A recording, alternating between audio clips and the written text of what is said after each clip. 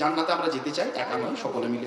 একা তো আসেনি, একজন মানুষ ছিলেন, দুজন মানুষ ছিলেন, দুজন একসঙ্গে জান্নাতে এসেছিলেন। আমাদের বাপ এসেছিলেন, মা এসেছিলেন। আপনি একা যাবেন কেন? সবাই মিলেই যাবেন, পরিবারের লোকজনদেরকে নিয়ে যাবেন, আত্মীয় স্বজনদের নিয়ে যাবেন, বন্ধু বান্ধবকে নিয়ে যাবো, এটাই তো আনন্দের। কাজেই তাদের কাছে জান্নাতে যাওয়ার জন্য সঠিক রাস্তা তো আছেই।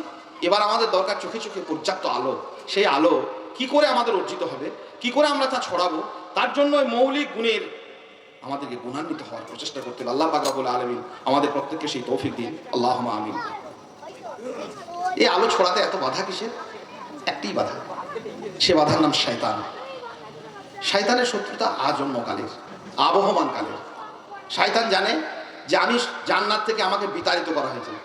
কেউ না জানলে ইবলিশ শয়তান নিজে জানে। আপনি ভুলে গেলেও ইবলিশ শয়তান ভুলে নেই। ইবলিশ এটাও জানে যে আদমকে জান্নাত থেকে বিতাড়িত করা হয়নি, আদমকে কিছুদিনের জন্য পৃথিবীতে পাঠানো হয়েছে।